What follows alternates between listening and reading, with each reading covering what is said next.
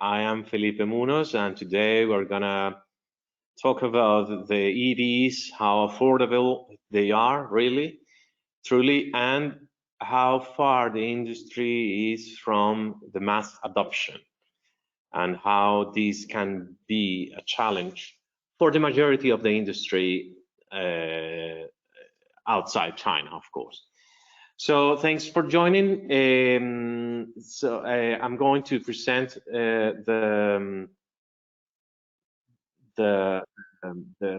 all the findings. We have been running an analysis during the past weeks to understand the pricing and incentives, how they have evolved, and the consequences on the car market. You will get this report tomorrow along with the recording of this session. So as an exclusive, no. A bit about me, about myself. So for those who don't know me, I have some background in the biotech industry, some market analysis. Back in 2007, and then since 2013 I've joined my beloved car industry when I joined Fiat Chrysler as a digital marketing specialist. Then I moved to Alfa Romeo, once again in the digital world, and finally since 2015 I joined JATO to deal with media inquiries as a PR manager, and more recently as an industry expert and content creator. In the meantime, I also collaborate with some specialized media in Europe, some car magazines, and I also manage my own social media channels in Twitter, LinkedIn, and Instagram.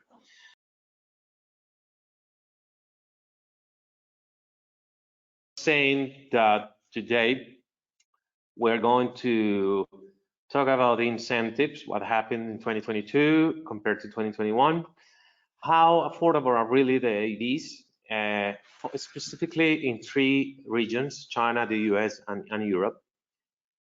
Then we'll have a case study, or we will focus on some 2 specific segments on how is the situation regarding the electrification.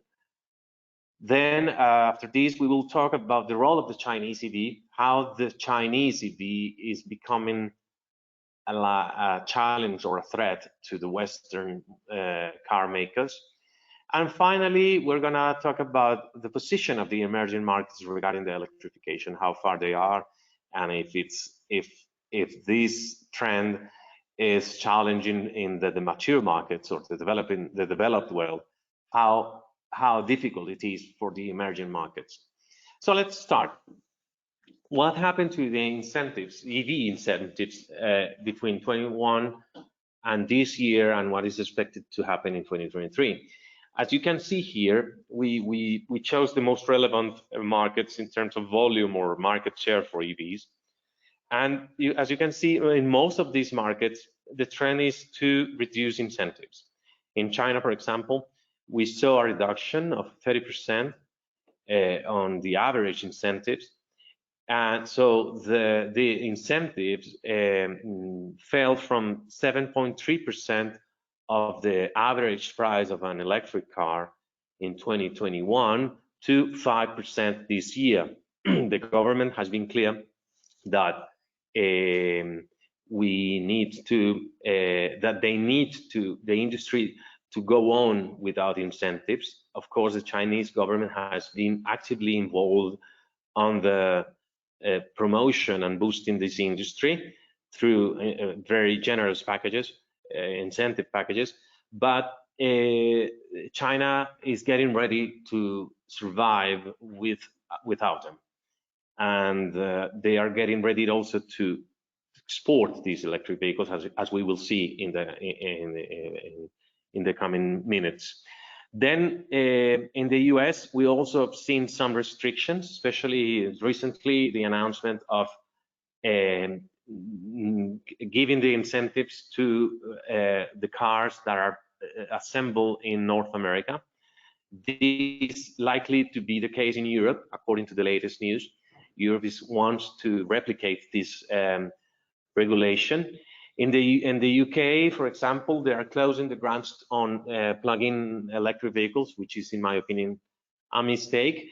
But they are refocusing the funding in everything around the cars, the electric cars, the ecosystem around the electric cars. They are refocusing the funding. So, for example, giving more funds to public charging. In other markets like Germany, the current allocation of 3.4 billion is set to be spent over the next 2 years, and they are also, as in the UK, they are also closing the grant on plug-in electric vehicles.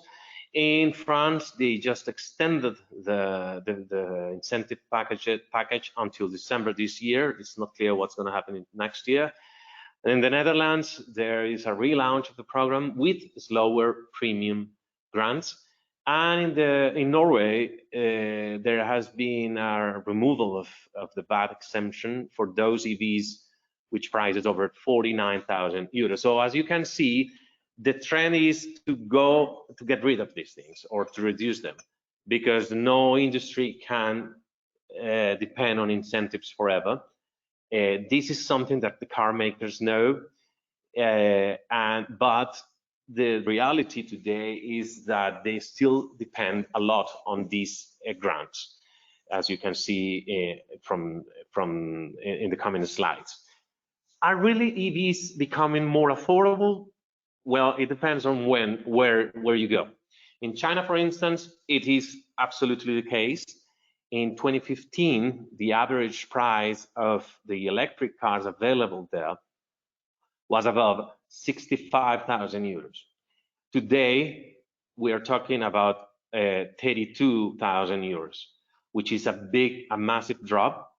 We've seen this is partly because of the government support, but also because the government and the regulation they want the electric car to be a car for everybody.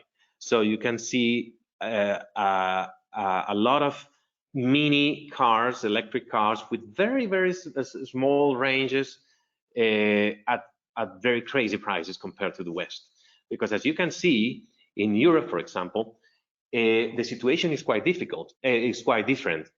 We've seen more or less the same prices since 2018, which is around 55,000 euros, which is also the case in the US, more or less the same situation since 2019. And the difference is because in the West, I mean, in Europe and the US, the focus has been on upper segments. In the West, the electric vehicles have been positioned as premium cars, as cars that are an exclusive thing, cars that have a unique technology, so you have to pay more. Of course, there are exceptions. There are now more affordable cars, but the reality today is that the majority of the electric cars you can buy in Europe and the US are quite expensive. Of course, this retail price excludes any kind of incentive, but still you can see the big gap and how China is facing the electrification in contrast to the rest of the world. There is another example, the difference between the gasoline and electric, the price gap between them. And you can see the positive evolution in China, which was behind the West in 2015. In China, the gap, an electric car was more than 40% more expensive than its electric counterpart in 2015, while in the West, the gap was a bit lower. Today, China has been able to reduce the gap, and now today, the average price of electric cars in China is lower than their gasoline counterparts. While in Europe and the USA, as we saw in the previous slide, continue to have this big gap, even if it has dropped compared to 2017. there have been there have been big changes since 2019, especially in the US. Today we are still seeing this big gap, which is still the biggest limitation, the biggest barrier from consumers to get in the electrification area, let's call it. As long as this is not addressed, these cars won't make a difference in these markets, as they are already doing it in China. So how affordable is the offer? So here you can see that the focus on cheaper cars is taking place in China, while it's not the case in USA and Europe. Today, during the first half of this year, the majority of the electric cars offered in China were priced between 20,000 and 30,000 euros. But there is a big part, around 20% of the offer, that corresponds to cars with prices below 15,000 euros, which you don't find in Europe and you don't find in USA, unless you apply, of course, some incentives. But remember that this analysis is excluding any kind of incentive. So the reality in China is quite different. Actually, more than 30% of the offer today is correspond to cars with prices below 20,000 euros. If you go to Europe and USA, you barely find cars with those prices. In contrast, the majority of the offer in USA, for example, is priced above 50,000 euros, and in Europe is not quite different from that. So the interesting thing here is that there hasn't been a big evolution in terms of offer in those two markets, while in China you can see the big change from having almost 50% of the offer above 50,000 euros in 2015 in China, up to just a bit more than 10%. So the market is becoming bigger because the offer is becoming bigger, but not only in terms of models available, but also in terms of affordability. And that's the key issue, the key element in this story. However, consumers want SUVs. Doesn't matter if it's electric or petrol. The reality today is that the majority of consumers want SUVs. For example, last year, the SUVs made up 45% of the light vehicle sales in China.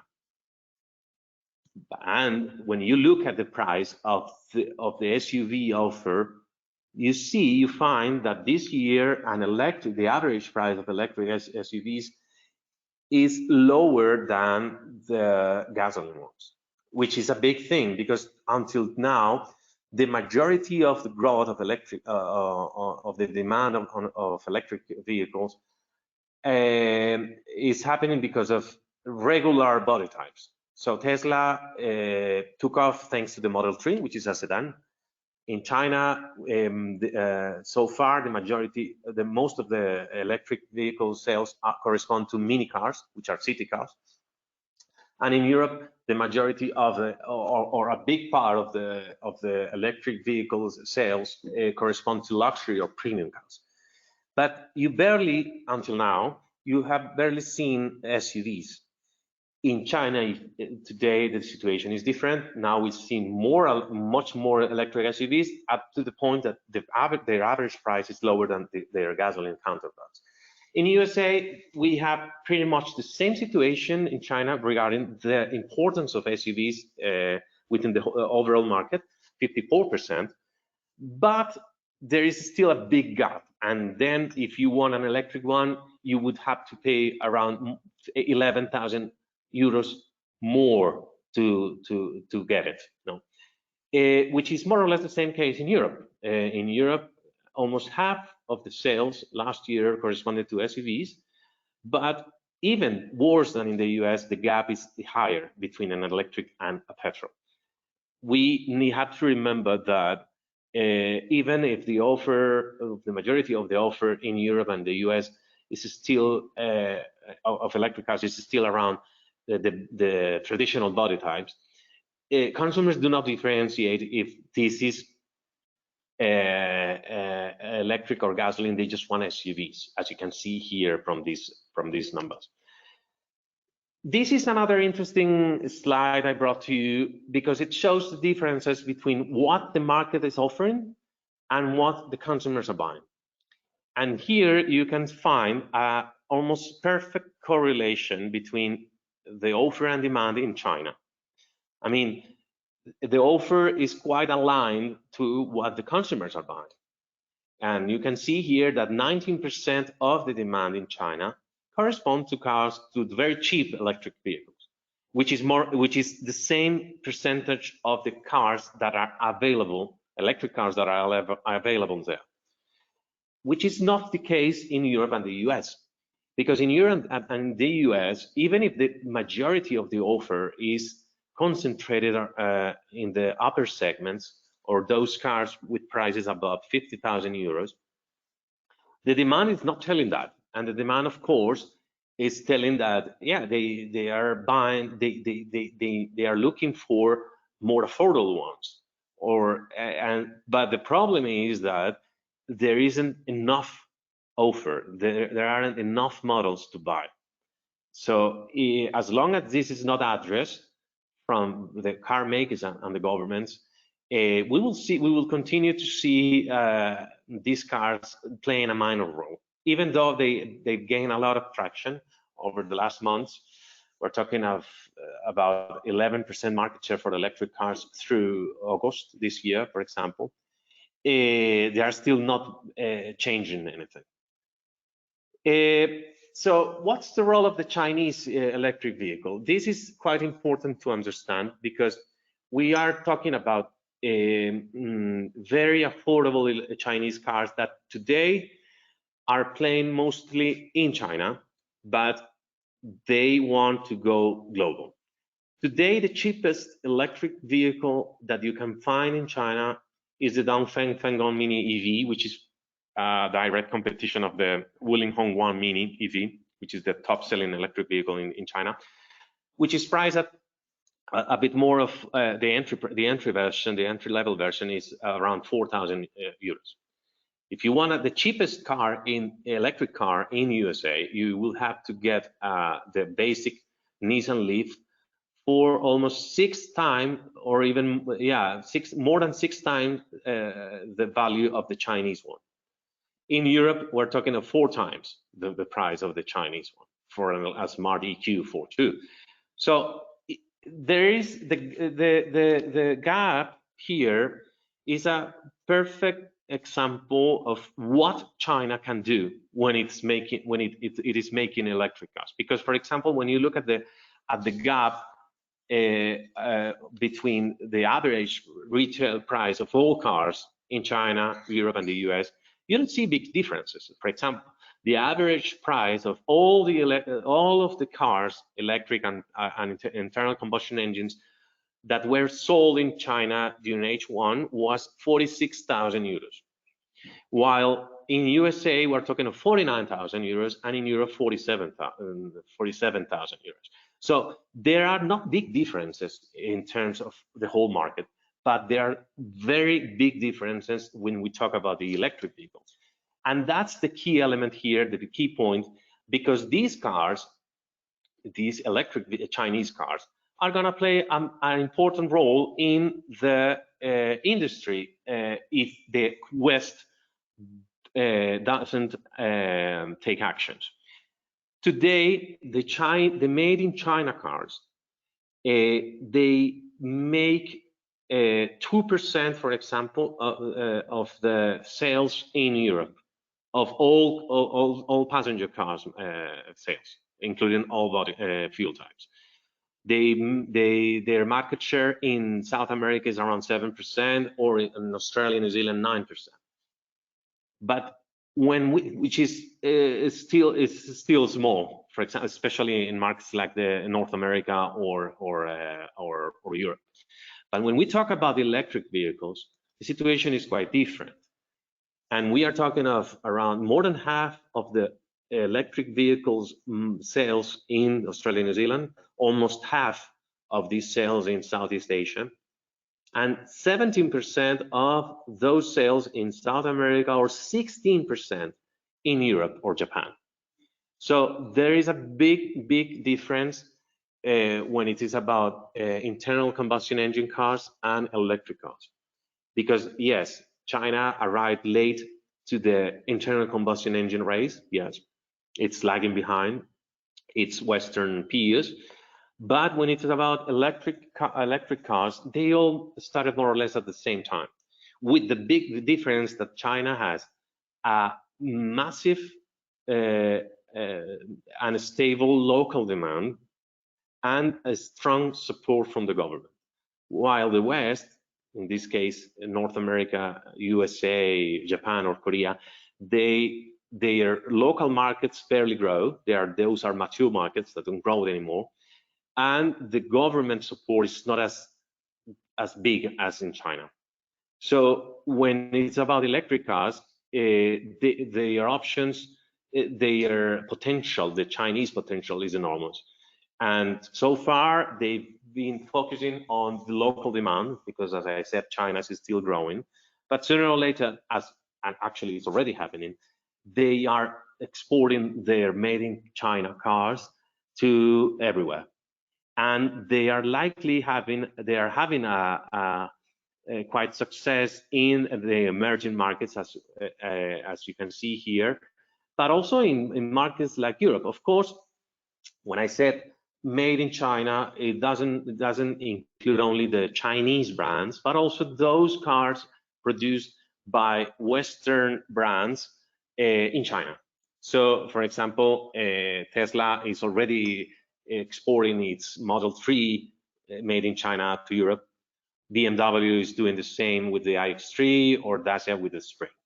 Anyway, the truth is that China is making more electric cars than anyone else. And today, the majority are staying in China, but tomorrow we will see more of these cars everywhere, including the mature markets as Europe or maybe in the US. And actually, it's quite correlated to this slide, where we took 6 different emerging markets to see how has been the evolution of electric vehicles. And as you can see here, the best of the cases is India, where these cars counted for a bit more than 1% of total sales in H1 2022. While the rest of the markets, as Turkey, Southeast Asia, Latin America, South Africa, Russia, these cars are a rare thing to see in the streets, because they are still very expensive, because there is no infrastructure, and because the purchase power of the population is still very low. However, considering these, I mean, the emerging markets, they also need to make the shift, because if we want a global impact of EVs, we need to include these markets, actually, because 1/3 of the car sales in the world are taking place in these markets. So if you can change the reality in the US, you can change the reality in Europe or China. But if you do not include these markets, the impact won't be as good as it should. So what are these markets doing? Mostly buying Chinese-made cars, which are more competitive and affordable, considering the purchase power of the population in these markets. The challenge then is to bring more affordable cars made in Europe or in US, and try to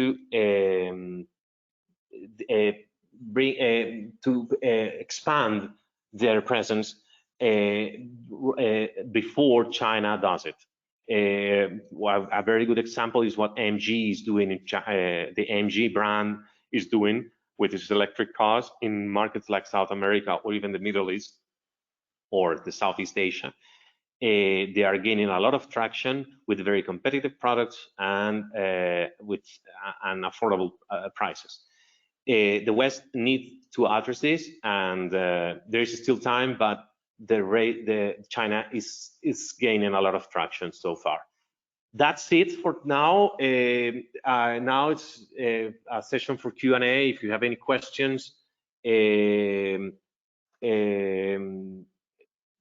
please just tell me, send the questions that you have, and I'll be happy to answer as they come. Okay, so one of them is it assembled in China or produced by Chinese brands? Well, as I said, when I said made in China cars, we include those cars produced in China by Chinese brands or Western brands, but still brands that are cars that are being produced by Chinese labor, which is the big thing here, because China is moving faster and is making more Chinese cars than, I'm sorry, more electric cars than anyone else. So yeah, you will guys have a copy of this presentation and the white paper tomorrow morning on your emails, and of course the link to participate in our coming in our coming webinar, which is going to take place on the October 11th at 10 a.m., which is about more or less how to know which features the customers want, to let the customers' behavior inform the product pricing decisions. So it's more or less about what consumers are buying in terms of features, and how can you anticipate the demand to better understand what to offer. Some more questions coming here. When the price of electric cars will reduce in Western countries? Well, look, it depends on regulation and how fast the technology can bring down the cost of batteries. As long as there is not direct threat from China in Europe or US, I think it'll take long to see very affordable cars. But if China becomes a real threat in the way that they will fill up the lower segments in the electric market, then I'm sure the regulation or the authorities in these markets will act, and then we could see some more affordable cars made by European labor or American ones. What's your expectation on those Chinese new brands' future in Europe, China, NIO, Xpeng? Well, look, these brands are already in Europe. They are starting selling their cars gradually, mainly in Northern Europe, where there is more appetite for these new brands. And so far, we still need to wait to conclude, because these are unknown brands. There is no heritage, there is no history, and there is very low awareness. But many of these products are quite competitive, and so they can have an important role if they are properly positioned against the Western rivals. Still, it's a matter of time, because positioning a new brand, it takes time, it takes efforts, and it takes resources. So we'll see. However, MG, for example, is a very good example. It's a very good case of how successful a Chinese-made car can be in Europe. They are selling quite well. They are selling a lot of every month. They're growing very fast, and as well as some others. Polestar, which is selling made in China cars, is also gaining traction. Lynk & Co from Geely also is gaining a lot of traction with the 01. So we still need to wait to conclude, but they are coming finally with competitive products, and let's see how the consumers react. Are being sold through dealers? Thank you. So let me see what other question do you have. Do you think the European infrastructure is ready for an increase in EVs? It depends. Well, Northern Europe is ready. Southern Europe is not ready yet. However, the European Commission is working on this. There have been a lot of projects to improve and increase the charging stations in countries like Greece, Italy, Spain, but the gap between the north and the south is quite big. So that's why you can see that the majority of these cars are being sold in Northern Europe. Okay, let's see what else.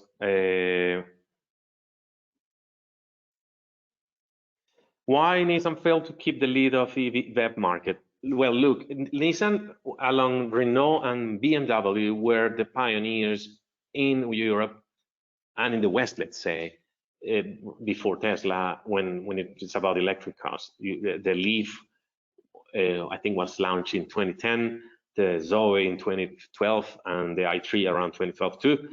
And Nissan, of course, was a referent, but they stopped. And even if the Leaf was selling quite well, they didn't bring any more models to their EV lineup. And in the meantime, you saw, the story, Tesla arrived, and many other brands have arrived. So the initial good start faded because there were more options, and Nissan, and also in the case of Renault, until recently, they didn't launch any more further products. Okay, let's see what else. What's your opinion on India's EV growth? What policies change you recommend to boost this growth? Well, India needs to work hard on infrastructure. It has the market potential, it has the volumes, and it has its own manufacturers, but it needs to give the consumers the confidence through charging points, through better incentives, and of course more affordable costs. But there have been good initial steps. Tata is working on this. Mahindra is also working on this, which is good. And as I said, India is set to become the third largest car market anytime in the coming 5 years. So if they want to keep the pace, they need to electrify their market. Okay, I think that's it for now. I'll try to answer the other questions you sent. There are so many. Thanks for joining. It was good to present this, and enjoy the document, the white paper that we will share with you tomorrow morning. Have a good day. Bye. Thank you very much.